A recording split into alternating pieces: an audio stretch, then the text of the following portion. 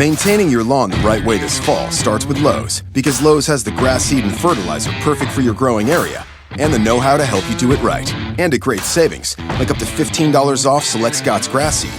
And save $5 on a 12.5-pound bag of Scott's Turf Builder Winter Guard Fall Lawn Food, now $14.97. For all your fall projects, do it right for less. Start with Lowe's. Valid through 10/2. Selection and availability vary by location, U.S. only. What is up? You guys are having a lovely night. Sean here. That would be spiritual counselor Sean Thomas Philippon. I figured I'd just do some storytelling. So, one of those nights. How did I become a minister? That was a mind-blowing habit. Like, I had no idea that was coming. With pretty much the same kind of flow as everything in my life, pretty much. I had a really weird life. And I mean, it's hard to talk about it without sounding completely egotistical. Really. The truth is that I'm not even that strong. I'm very sensitive. I cry a lot. I've always been a crybaby. I'm an emo. Since before that word existed, I guess I just have one of those lives. Or one of those souls.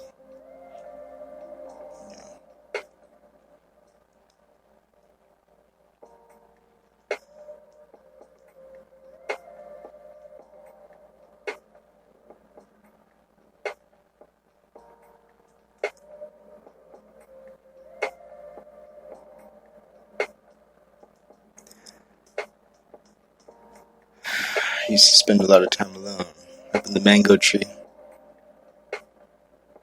I'd sing to myself up there.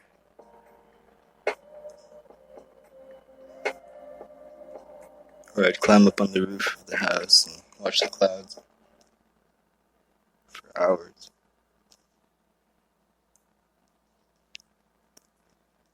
I love that, I loved being, to myself, just chilling with nature. I grew up like that. I mean, I loved having friends too, but I don't know. I've always been like too much, too much for everybody. Well, it's not like I try to. I don't desire to hug the spotlight. It's just that when I have fun, I express myself, or when I am sad, I express myself, or when I'm angry, I fucking express myself. Oh yeah, by the way, this is an explicit show, so if you are a minor, please get the fuck out of here. Come back when you're older or some shit. Anyways, I've always been alone, really.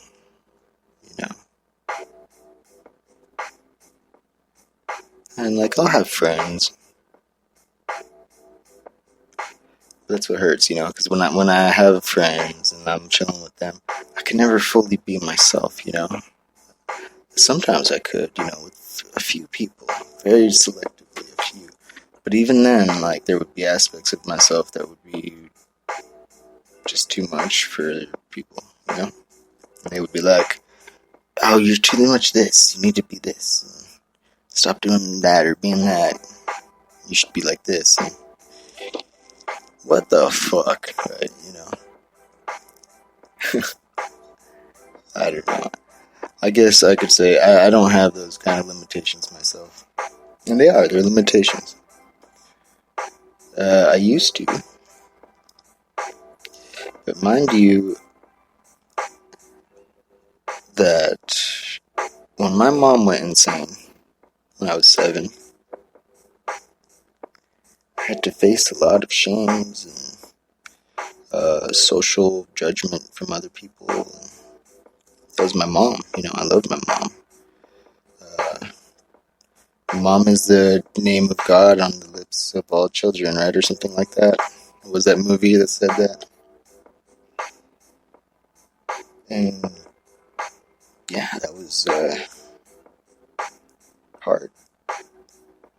Yeah, I even ended up judging my mom because of society, right? Society told me to, which is such betrayal. It took years facing it to forgive myself for that. Like, I chose society over my mom. Like, the fuck? Shouldn't fucking matter if she was insane. That's the thing. It took years to find out, but I loved my mom beyond the conditions, before the conditions. And if you can understand that, then you can understand that that's what actually true love is. It's the truth. And it's already there. You put conditions on it. Right? That's what separates all of us. These fake bullshit conditions.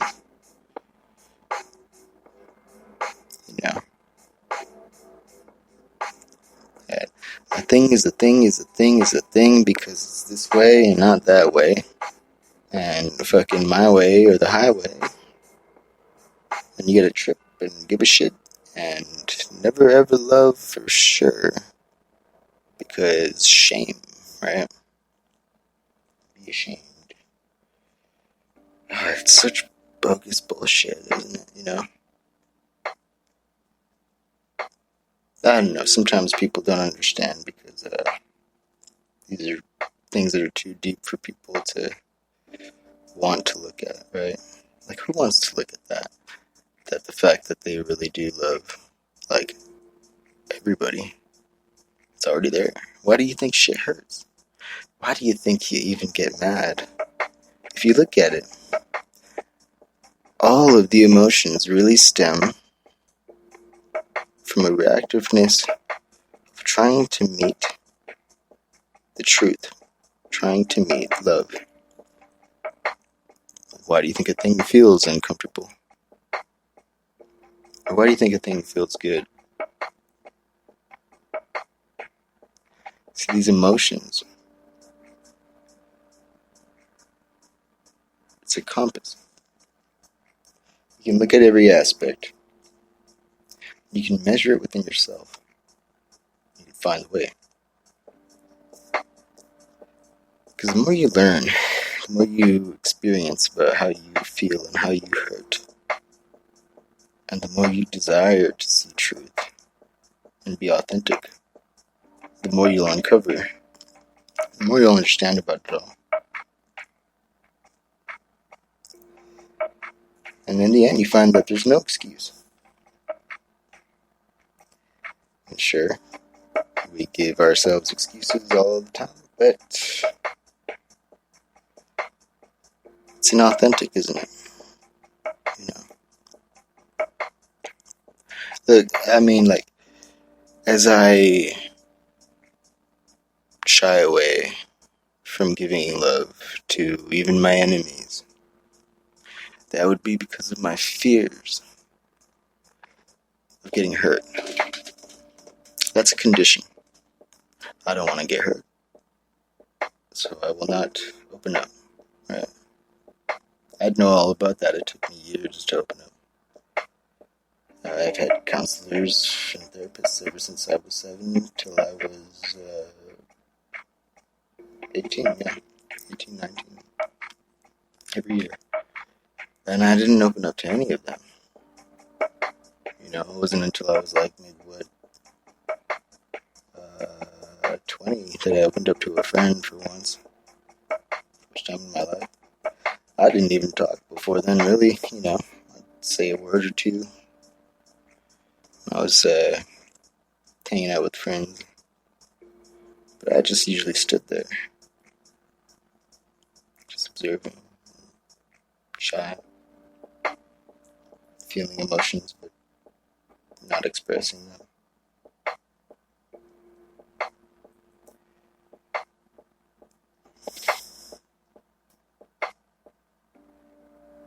Yeah, it's ironic, right? Years later I try to start talking. But now nobody wants to listen. No, I mean, not nobody. People listen, and I love that, because sometimes it's good to be heard, Sometimes it's all we really need is a friend to hear us, acknowledge us. That's a huge part of it, being emotionally there for friends. See, like sometimes, I mean, like a person will have a problem, and then their friend will be like, "Oh, well, you should do this," or "Oh, well, you should have did this," or "Oh, this happened because this," and they'll just keep on saying that, logic-minded shit. And I used to be that dude too. It took me a while to get it, but I got it. And I got it good because I had to be on the other flip side. Sometimes you just gotta let the person express, because it's not about the logic of it. The emotion has a journey, and the emotion must flow. In every kind of esoterics, we look at water as emotion, and it truly is, right? As the heart pumps that blood through our body, it flows through us. And it flows a certain way. Sometimes it flows hot, and sometimes your heart beats almost still. Second after second, and sometimes it feels like you just got stabbed right through the heart. It stings like silver, doesn't it? Like a silver moon.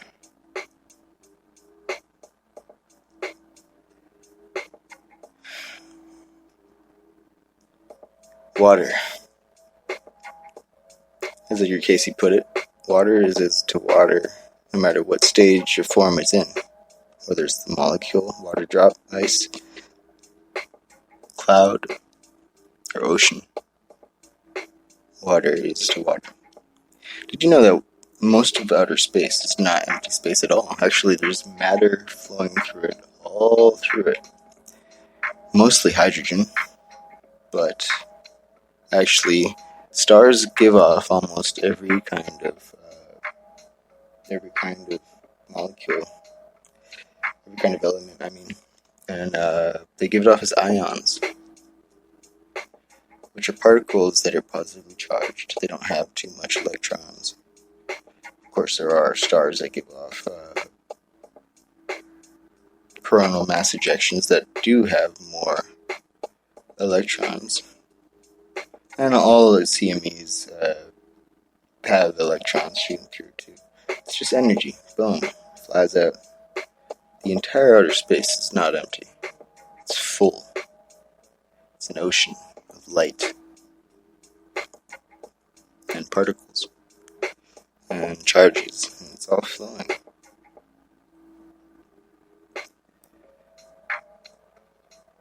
And God separated the waters from above and the waters from below, and he called the middle ground the firmament. And he called the firmament heaven. See, that's what irony is. Some people don't like that word. They don't like that term, irony. Right? And they don't like it when I say irony is the face of God. Don't mind me, I'm playing some music. Right here we got just some beats. It's going on by Burnell Washburn. He's a friend of a friend. And I dig his stuff. I love his tunes. It's dope. And he raps too. He also does podcasts, right? I heard one of them, and yeah, he had a cool style. And I'm digging this one. Yeah, this is called Memento. If you type in free J. Cole space X space SZA type beat and then in quotations Memento Blammo. There you go. And I was gonna choose one of these to rap over, not here or now, but with a friend. Yeah, my boy Sean. Yeah, me and Sean, we went to. I know, we have the same name, different Sean.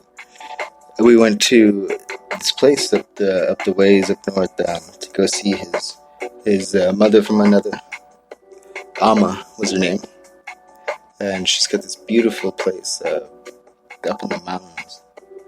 And I don't know what the word ashram means, but it's called an ashram, and it's cool. Like there's thousands of people there, and like they did all kinds of stuff. There was all kinds of things going on. It was a spiritual place, spiritual things. Since it's California, yeah, we get a lot of hippies here, anyways. All in good love, right? It was cool. They had music and singing and meditation. And at the end, they had something called Darsham, I think it's called. I might be totally destroying the word. I don't know if I'm saying it right, but Darsham, and it means to embrace. And you go and you wait in line, and you go and you get a hug from Mama. Super cool woman. She's won a Nobel Peace Award, and she's done a lot of great things for everybody, really, for humanity, I should say. And Sean was showing me around some of the posters that were up. She's done so many cool things, led movements to go and plant orchards of trees in places where they were hungry. Started hospitals, started schools, got people together in love. Not for the sake of a religion, but for the sake of humanity, and I appreciate the heck out of that. And you know what? You don't really hear about those things, do you? Why not? I was talking to Sean about that. Like, you never hear about people doing the awesome things that they do. It's not promoted, really, is it, on the news? And you know what? I think I'm just like kind of circling around what I should probably do. I should probably promote all that kind of stuff, huh? I don't know if anybody's listening, or if you ever do listen to this, anybody, please let me know what you would think. Would you watch something about if I promoted humanitarian projects and like people that did awesome things like that? Would you watch that?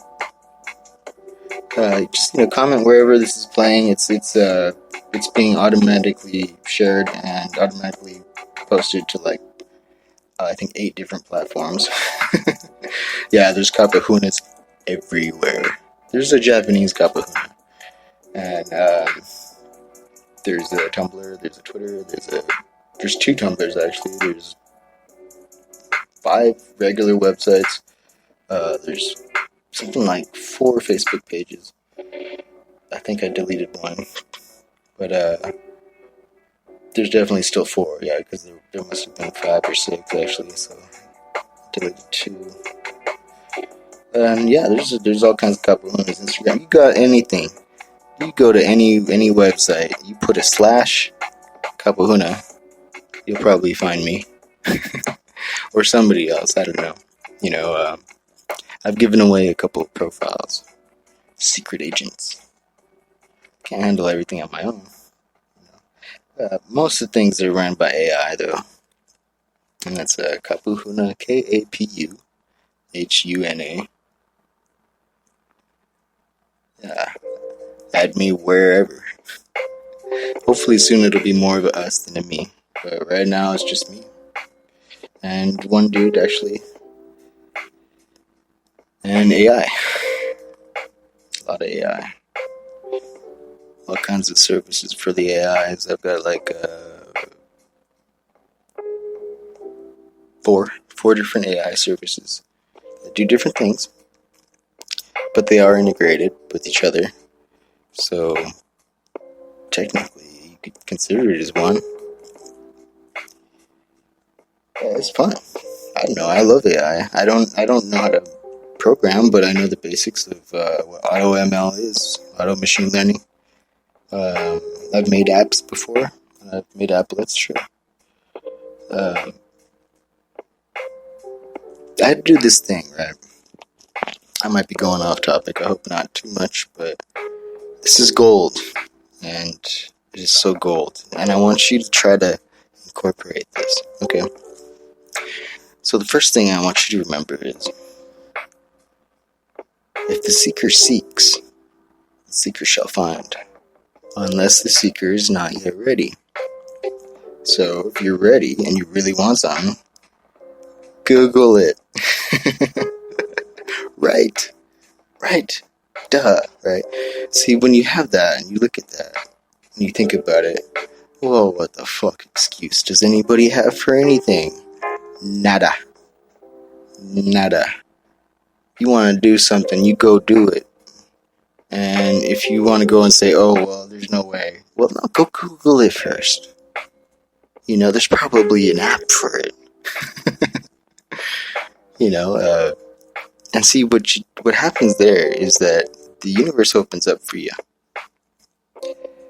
Because the World Wide Web is like the place for synchronicity.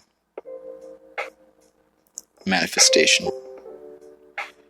The world would come to you through another person that was specifically led to go and click this and click that, and then, oh wait, fancy seeing you here on this not even real physical place that we're going to chat on.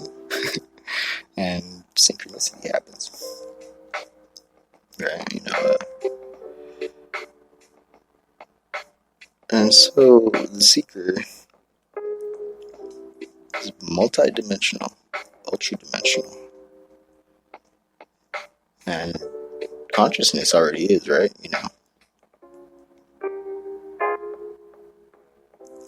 So it just kind of wakes up to itself, really.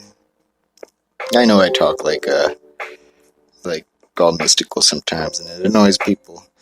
Promise you, I'm not some freaking wizard or Illuminati person. I'm just a dude.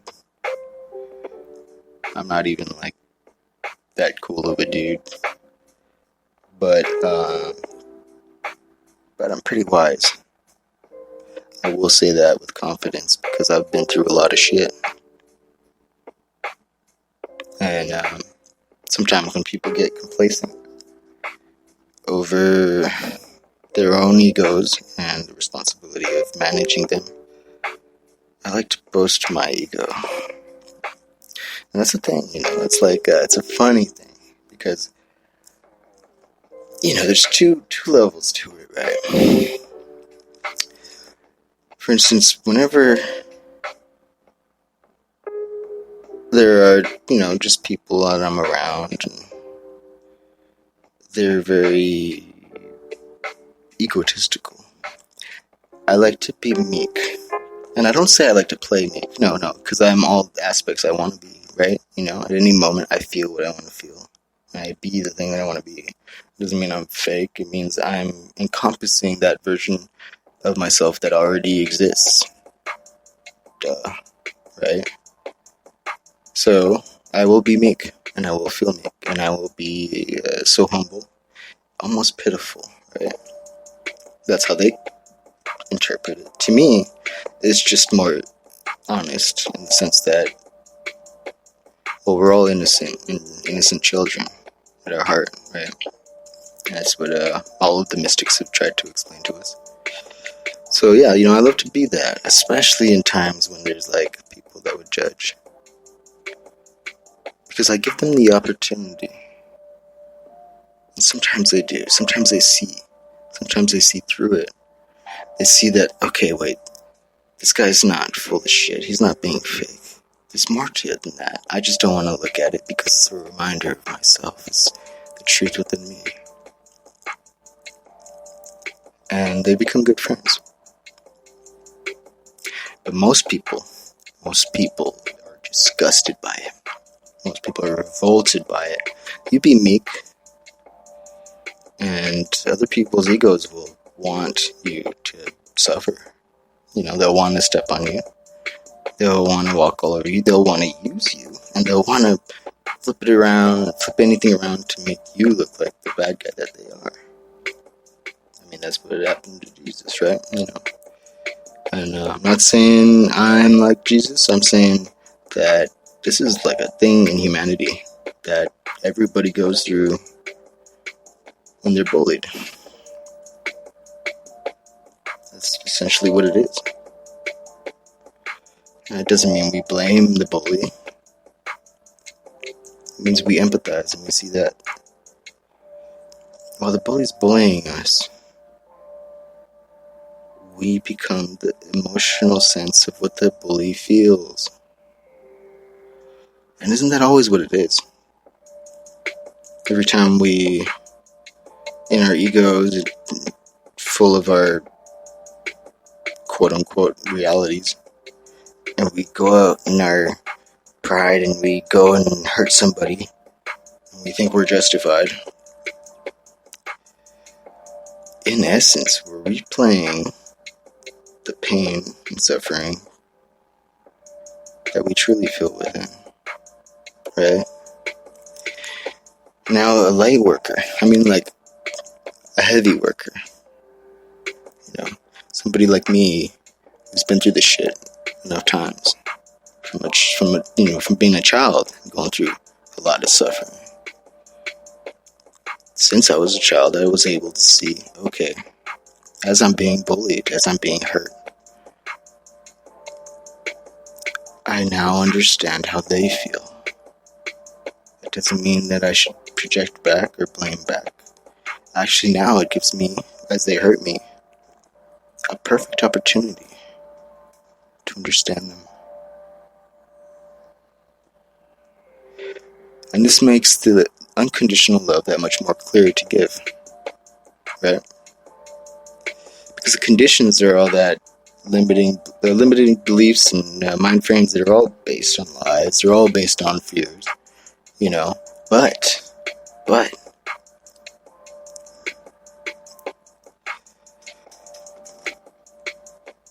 as we're going through that victimhood, and I mean that in the sense of they're attacking you and it hurts, we have the opportunity to see.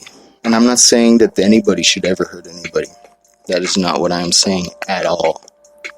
It is always a lie, and it is always fake, and there is always a better way. So don't you ever use me as your excuse to hurt anybody. Because it's hard. It's hard for all of us, Because it's easy to attack back. It's easy to blame. It's easy to hate. It's easy to have spite. It's hard to forgive. It's hard to get blamed and give love back. It's hard to forgive in the moment. So that becomes a thing where it comes down to authenticity, right? Because if we're hurting somebody,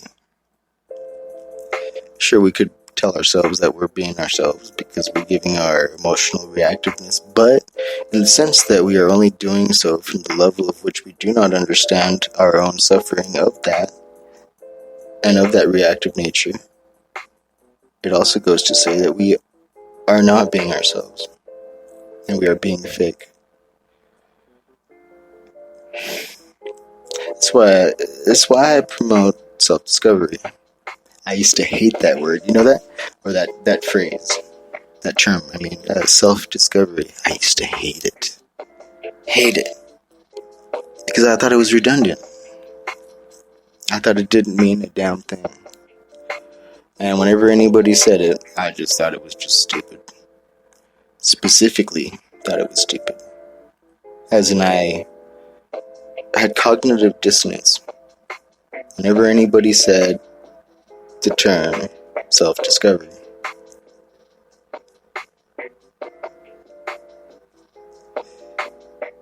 And it took a while for me to see why. See, most people don't even know terms like cognitive dissonance. It's nothing against anybody. It doesn't mean shit. That doesn't mean anything for somebody to not know a term. It just means that life has brought them along a certain way, which has not given them the opportunity yet at that point to find and discover that word. I'm from Hawaii, motherfucker. Like, I haven't seen a lot of shit. I don't know a lot of shit. There's so much shit out there that I have not seen. And it's a big world with a lot of culture and a lot of languages. And, last year I traveled half of Australia. And I'll tell you what, I've seen things that I had no idea existed. And there were dynamics of culture that I had no idea were possible.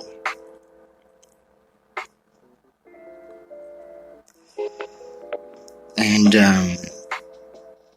it's a big world. I'd like to say this to anybody too. It's important to remember too when you're like, for anybody that's ever depressed, or for anybody that's ever suicidal, or ashamed, or feels like the whole world hates on them. I'll tell you what. Go to another country. Go. Just sell your shit and go. Get a visa. Just go. Fuck it, right? And I'll tell you, you will see that there's a whole nother world of people who do not know anything about any of the dynamics. They don't know you. Unless you're like super duper famous. Still, yeah. They probably, even if you're super duper famous, there's probably hella people that don't know you. There's a lot of people that don't know Trump. There's a lot of people that don't know a lot of these people. I don't know the presidents of other countries. Do you? What do I know? I know the Russian dude. I don't even know his name. I forget. I think it starts with a P. Right? You gotta think of it like that. Because there's no reason to feel like the whole world is against you. Because I promise you that's not how it is. The world works in the sense of balance. Because right in the middle of everything, God hid heaven. Everything. You see, you go to the Bible, you look at it, he separated the waters from above and the waters from below. And he put right in the middle, heaven. He separated the land from the sky. And right in the middle, he put heaven. He separated the animals from above and the animals from below. In the middle, he put heaven. And that's a figure of speech. They didn't go and place it there. Come on. No. We just look at it like that because we have to. Ever since we had our thing about duality. Remember that? The whole fruit of knowledge of good and evil. The Garden of Eden. Now let me tell you something that most people don't understand. You see, in the ancient zodiac, we would put Aries, if you know your astrology, right? We would put Aries at the IC. And if you don't know what the IC is, that's the, what is that? The nadir, right? That would be the very bottom part of the world on the opposite side of you. So if you're on the top of the world, You imagine like that, and right straight down the other side, that's the bottom. And not really for them, but just picture it like that. Okay. Alright. So let's put Aries there. Boom. Center down, straight down. And if you know your astrology, the zodiac, we go through it in a counterclockwise. So straight down, a little bit to the right, you got Aries. You move up that degree a little bit, more to the right, Taurus. A little bit more to the right, Gemini. And then right at the horizon, you'd have the cusp between Gemini and Cancer.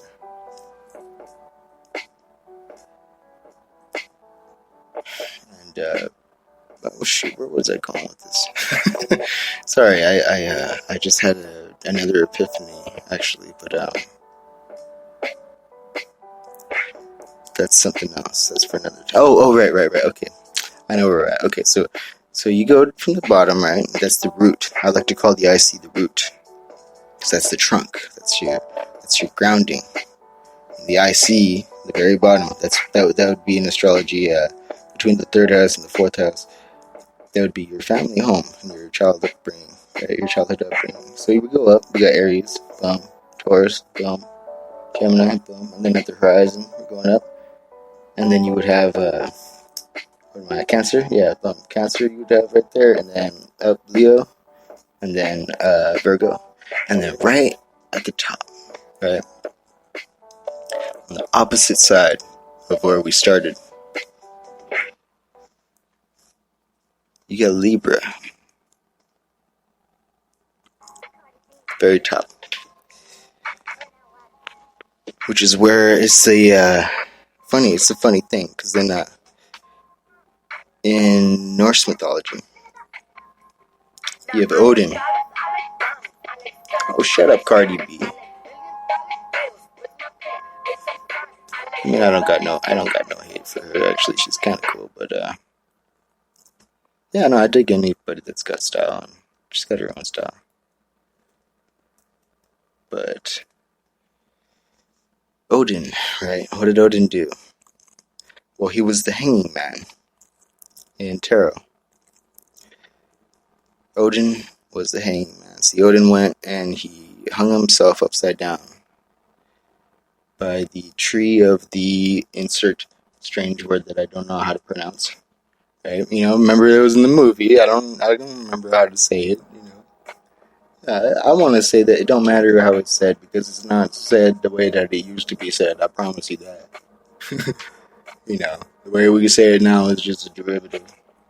Anyways, he hung himself upside down from it, so that way he could learn and gain perspective. Hanged Man in tarot. And if you look at the card in the major arcana, generally it'll have the guy and he's hanging upside down from the tree and he's chilling there. He's not like struggling. He's hanging, he's got the rope around his foot and just hanging upside down, chilling, like gaining perspective.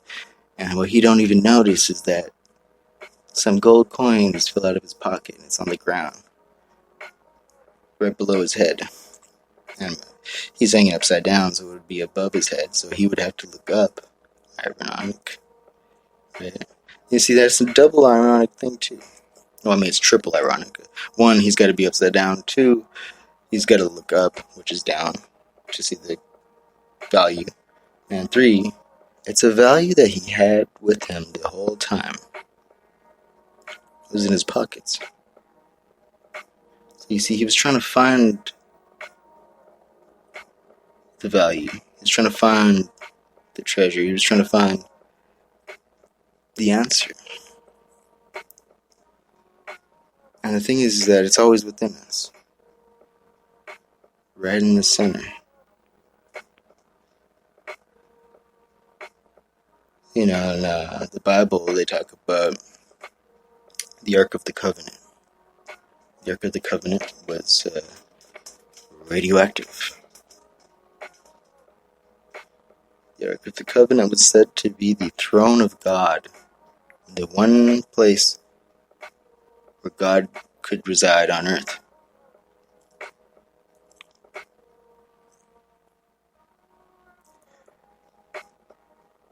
The Ark of the Covenant is what Moses and the Israelites carried with them through the desert. It's what helped them, and it's what saved them, and it's what guided them as they traveled through the desert. For years, mind you, if you've ever read the Bible, they did not have like a freaking couple-month trip. No, they had like, I think like 40 years in the desert. You know, that's like, some people can live their whole lives. I'm not even 40. Like, my entire existence could fit in, well, on Earth, in this lifetime, could fit in to how long they were in the desert. Like, that's a long time. Anyways. Now, the Ark of the Covenant, right? The Ark of the Covenant, the one place that God resides on earth, that would be the heart. You know, that would be the heart. I mean, right? They say, legend has it that the Ark of the Covenant has 3 things inside of it. So if you were to find the Ark of the Covenant, wherever it's hidden, I didn't say at all, you would find 3 things. You would find manna, the same manna that the Israelites ate for sustenance. You would find the rod of Solomon. And I do not think that that's a sexual term, but I mean, like, you know, some people put it however you want to. And the rod of Solomon, I mean, I would say that would be very symbolic to the mage card, right?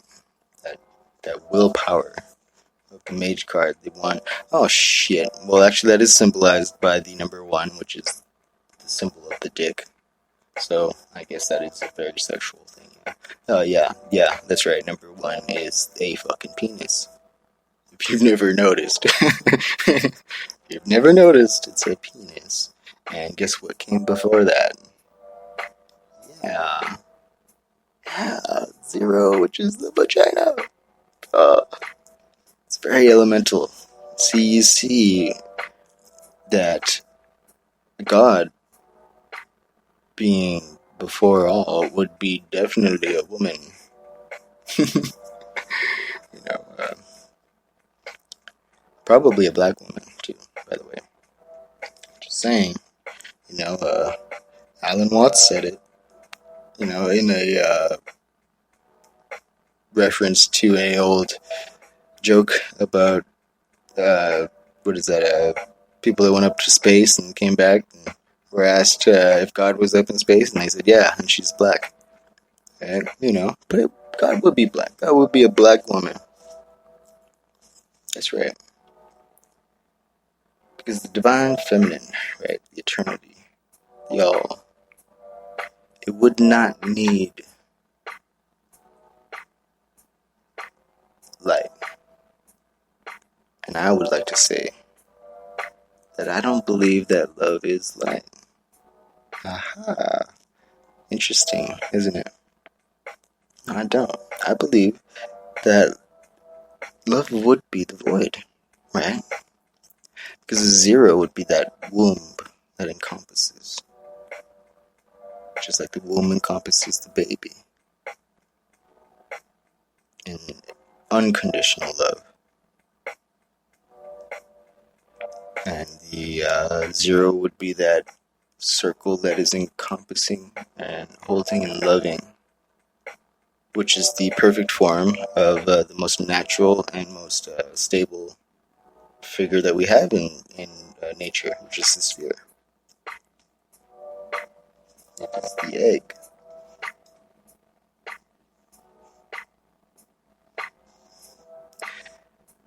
Actually, that's the thing, you know. Did you know that electrons do not have light? No, I mean, you got electrons and you got photons, right? The photon is the light.